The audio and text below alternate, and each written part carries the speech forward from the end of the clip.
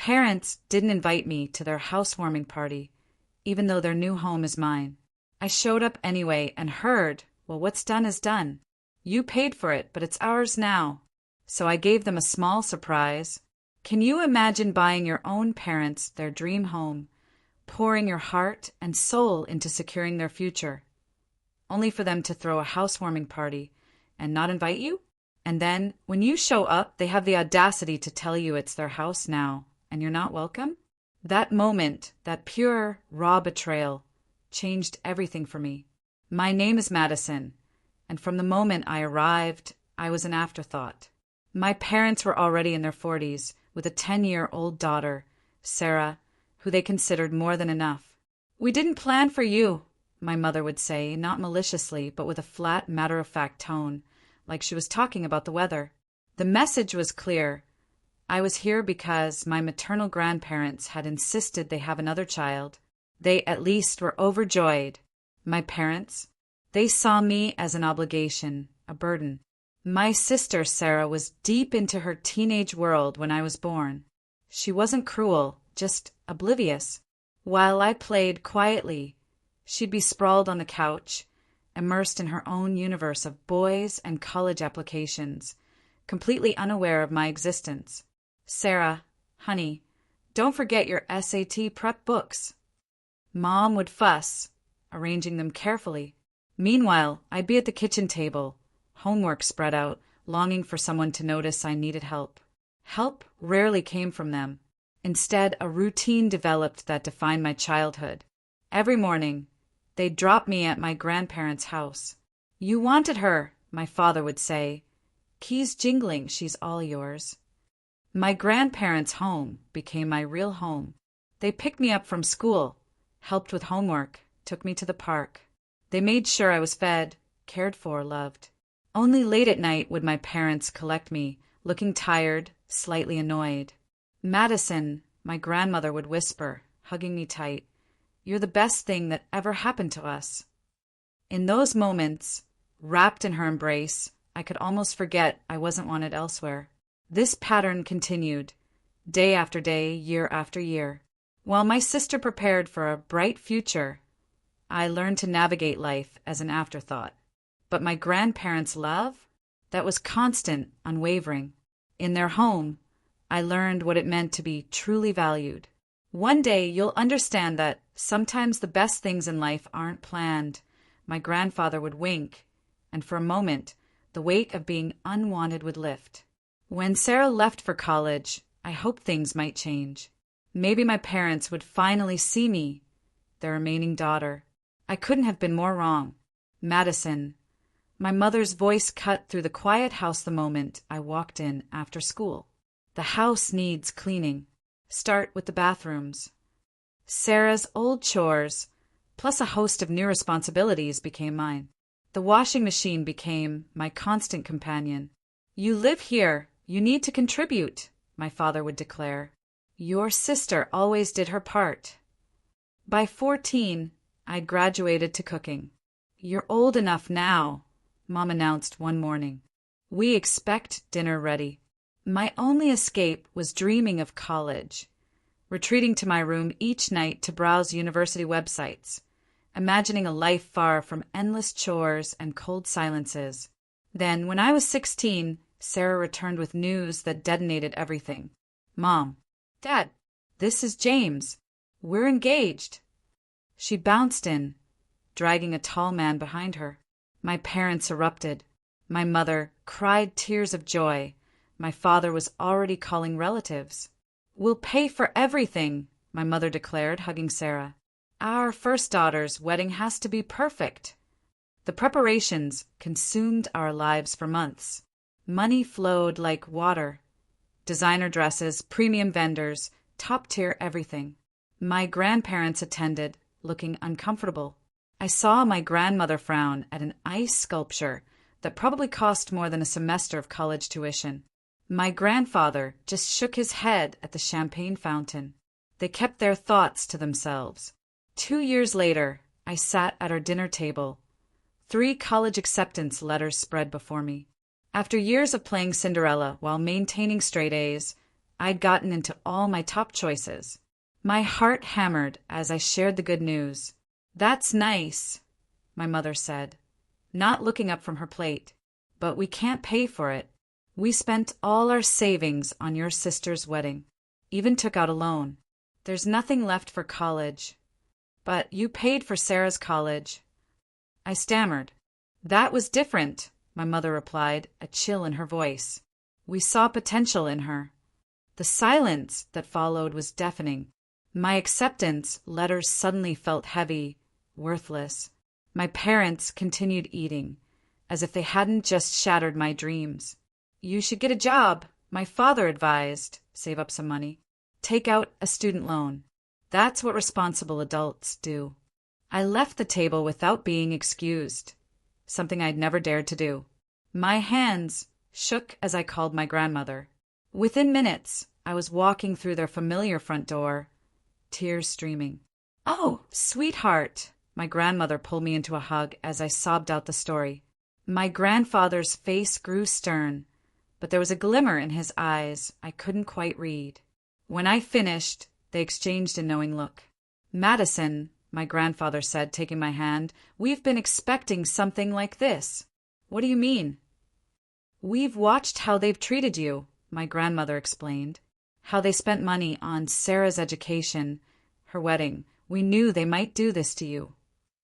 My grandfather walked to his study, returning with a folder. "We've been saving for your education since the day you were born," he said, opening it to reveal bank statements. "You can choose any of those colleges. We've got you covered." That night, I went home and packed. Not everything, just what I needed. My parents were watching TV, barely looking up. "Whatever you think is best," my mother said, her eyes never leaving the screen. Was that relief I heard in her voice? The next few weeks were a blur of college preparations. I chose financial analysis. Somehow, watching my parents' mismanagement had sparked an interest in doing things the right way. My grandparents helped with everything. When I started classes, it felt like stepping into a new world. The material was challenging, but I loved it. Each class felt like a step away from my old life towards something better. My professors noticed my enthusiasm. For the first time, someone besides my grandparents saw potential in me. Real potential. My second year, my grandmother called with news about Sarah. "Your sister's having trouble," she said. "Her marketing career isn't taking off, and James can't hold down a job. They're constantly asking your parents for money." I wasn't surprised when she told me my parents were giving it to them. "Your mother emptied her retirement account last month to help with rent," my grandmother sighed. "They just can't say no to her." A year later, Sarah and James moved back into my old bedroom, the one I'd spent years keeping spotlessly clean. The irony was not lost on me. Meanwhile, I was thriving. Professors helped me land internships at prestigious financial firms. "You've got a natural instinct for this," my supervisor at Morgan, Stanley, told me. "We'd love to have you back next summer." I kept my head down, focused, barely thinking about my family except during calls with my grandparents. But during my senior year, when I visited them, something felt wrong. My grandmother's smile was forced.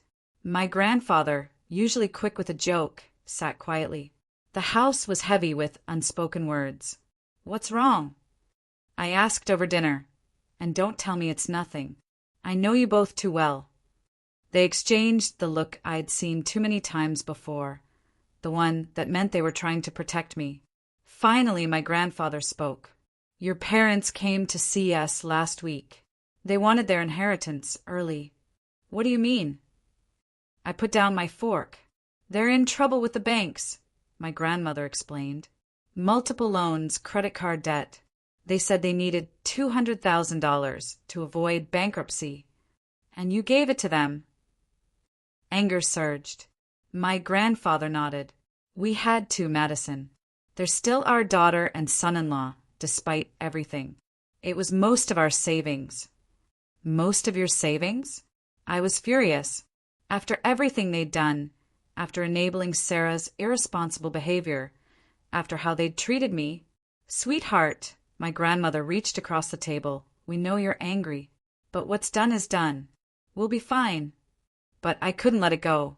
My parents, who'd had no money for my education, who treated me like a servant, had the audacity to demand money from the only people who'd ever truly cared for me. All because they couldn't say no to Sarah and couldn't manage their own finances.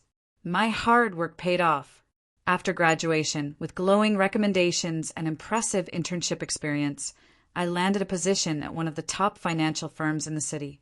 The starting salary was more than I'd ever dreamed. I found a modest one-bedroom apartment, nothing fancy but clean and safe. Every morning, I woke up grateful I didn't have to cook breakfast for anyone but myself. My career flourished. I earned promotions, bonuses. Within a few years, I had enough saved for a down payment on my own place. The day I signed the mortgage papers, I couldn't help but think of my parents and Sarah, who'd never managed their money well enough to buy property. Not that they knew about my success. We hadn't spoken in years. Then came the call that changed everything. My grandfather had suffered a massive heart attack. By the time I reached the hospital, he was gone. My grandmother, who'd been by his side for over 50 years, lost her spark. Less than 2 months later, she followed him. I was arranging my grandmother's funeral when I heard a familiar voice. "Madison? Do you want some help with the arrangements?" I turned to find my mother, looking older, more tired than I remembered. Part of me wanted to tell her to leave, but something in her expression made me hesitate. "Sure," I heard myself say, "that would be nice." Over the next few days, as we planned the service, my parents began to open up. They were struggling, they admitted. Retirement hadn't been kind financially. "We barely make ends meet," my father confessed. And with Sarah's twins. Twins? This was news to me. "Yes, 4-year-olds, my mother jumped in. "Such beautiful boys, but they need so much. Sarah and James still can't manage, so we help where we can." I nodded, keeping my expression neutral. Some things never changed. A week after we laid my grandmother to rest, we gathered in a wood-paneled office for the reading of the will. I sat across from my parents, with Sarah and James slumped in chairs beside them. The room smelled of old papers, and the tension was thick. The notary, Mr. Patterson, adjusted his glasses and began reading in a monotone voice. I expected legal jargon. What came next made everyone sit up straight. "To our beloved granddaughter Madison," he read, "we leave our house at 1542 Maple Street and the sum of $150,000. The silence was deafening. Sarah's mouth fell open. My mother gripped my father's arm so hard her knuckles turned white. Mr. Patterson cleared his throat. And a personal note from Mr. Henderson to his daughter, Margaret. He looked at my mother. The note reads, "Margaret, remember that we gave you $200,000 when you needed it most. This is our final decision, and we trust you will respect it, as we respected your needs." My mother's face flushed red, then went pale. My father stared at the floor. Sarah and James exchanged worried glances. After the notary finished, my parents approached me in the parking lot. The confident demeanor they'd shown during the funeral arrangements was gone, replaced by something desperate. "Madison, honey," my mother began, her voice trembling, "you have to understand. We always thought we'd inherit the house. We were counting on it." "We're struggling," my father added, running his hand through his gray hair. "The mortgage, Sarah's family's expenses. We could really use the house." I looked at them, remembering all the years of neglect, the constant reminders that I wasn't wanted, the refusal to help with my education. "No," I said firmly. "The house is mine. That's what Grandma and Grandpa wanted." They continued pleading, following me to my car. Sarah joined in, talking about how her boys needed a yard. But I stood firm. I just got in my car and drove away. A week later, my phone rang. It was my mother, asking me to come for dinner. Something in her voice sounded different, humbled perhaps. Against my better judgment, I agreed. Pulling up to my childhood home was like stepping back in time, except everything looked shabbier. The paint peeled, gutters sagged, the lawn was patchy. Inside, the house was crowded but clean. Sarah's twins, Tommy and Jake, ran circles, while James half-heartedly told them to settle down. The boys were cute, with Sarah's eyes and James's curly hair. "Madison!" My mother smiled, pulling me into an awkward hug. "We made your favorite pot roast." "That's not my favorite," I said automatically. "That's Sarah's favorite." An uncomfortable silence. My father cleared his throat. "Well, why don't you tell us what your favorite food is? We'd love to know."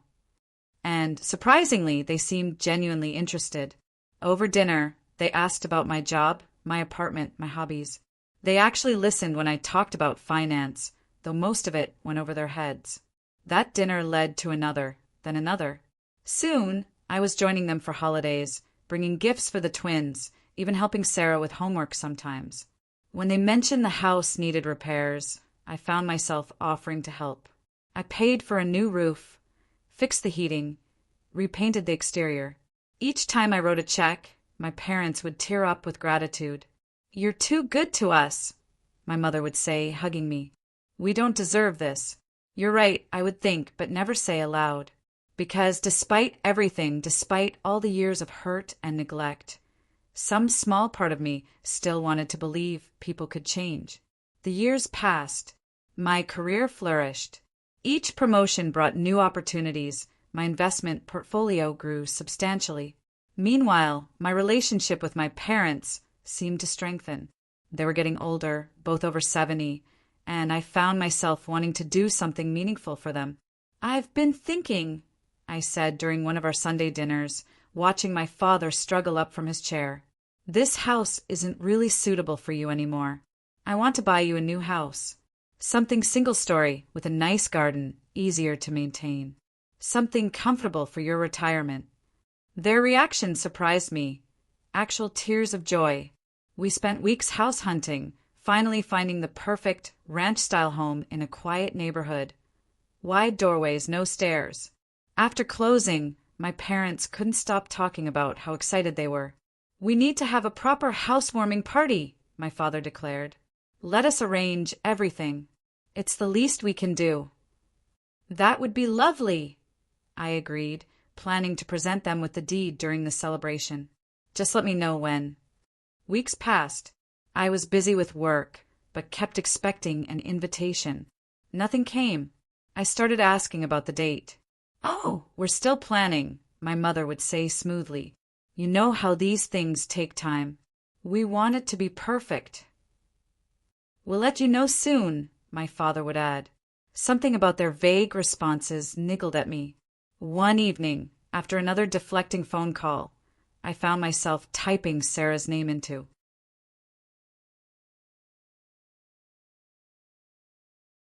Facebook. I hadn't looked at her profile in years. There it was, posted just hours ago. "So excited for Mom and Dad's housewarming party this Saturday. The new house is gorgeous.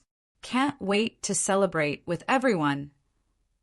The post had dozens of comments from relatives and friends, all confirming attendance. Photos showed decorations, caterers. This wasn't a last-minute gathering. This had been planned for weeks. My hands shaking slightly, I called my mother. "Hi, Mom." I kept my voice casual. "Just checking in about the housewarming party. Have you set a date yet?" "Oh, honey, not yet," she replied, just as smoothly. "Probably in a couple of weeks. We're still working out the details. We want everyone to be able to come." Everyone except me, apparently. That Saturday, I parked my car a block away from the house I bought. Music and laughter drifted through the evening air. Through the large front windows, I could see dozens of people. Relatives, friends of my parents, Sarah's social circle. The front door was unlocked, of course. They were expecting everyone, except the person who actually owned the house. I slipped in quietly, following the sound of my father's voice. "And after all these years of hard work," he was saying to a group of attentive listeners, "we finally did it. Bought our dream home." Don't forget about Sarah, my mother added proudly. She helped so much with the down payment. Such a wonderful daughter, always taking care of her parents. Someone commented, unlike some people. My mother said pointedly, you know, our younger daughter hasn't helped us at all. Probably too busy with her career to care about family. I stood in the doorway, heat rising to my face as I watched this performance. Sarah beamed beside them, her 7-year-old twins running between guests in the house I bought. Actually, I said loudly, making everyone jump, I think you've got that backwards. The color drained from my parents' faces. Guests turned to stare. Whispers rippled through the crowd. Madison, my father recovered first, his smile tight. What a surprise. I'm sure it is, I replied, stepping into the room. Especially since you forgot to invite me to the housewarming party for the house I bought. Dead silence fell over the room. Sarah's husband suddenly found his shoes very interesting. Well, my mother's voice had an edge to it. What's done is done. You bought it, yes, but it's ours now. You can't expect eternal gratitude. That's right, my father added, gaining confidence. And frankly, you're not welcome here. This is a family gathering, and Sarah and her family will be living here too, my mother announced. They've already sold their house. It's all arranged. I couldn't help but laugh. A cold, harsh sound that made several guests step back. Reaching into my bag, I pulled out a folder. You seem to be confused about something, I said, opening it to reveal the deed and ownership papers. This house belongs to me. I never signed it over to you. I was planning to give it to you tonight at what I thought would be a proper housewarming party. My mother's face went from pale to ashen. My father started to sputter, and now I turned to address the stunned guests. Now I'd like everyone to leave. This is my house and the party's over. You can't do this, my mother shrieked. We're your parents. No, I said quietly. You're just the people who gave birth to me. My real parents, my grandparents, taught me that family means more than blood. They also taught me about finances, which is why I own this house and you don't. They left in tears, my parents, Sarah, James, the twins, and all their guests. I watched from the front porch as they drove away, one by one, until the street was empty. A few weeks later, I learned they'd used the money from selling their own house to buy an apartment. Sarah, James, and the twins moved in with them. They tried calling me for weeks, but I blocked their numbers, their emails, their social media accounts. The house? I sold it a month later and put the money in my account. Someday, I'll have my own children, and I promise myself they'll never have to earn my love or compete for my attention. Unlike my parents, I'll love my children equally and unconditionally, the way my grandparents loved me. What would you have done in my place? Have you ever had a moment where you realized your family would never truly change? Tell me what you think. I really want to know.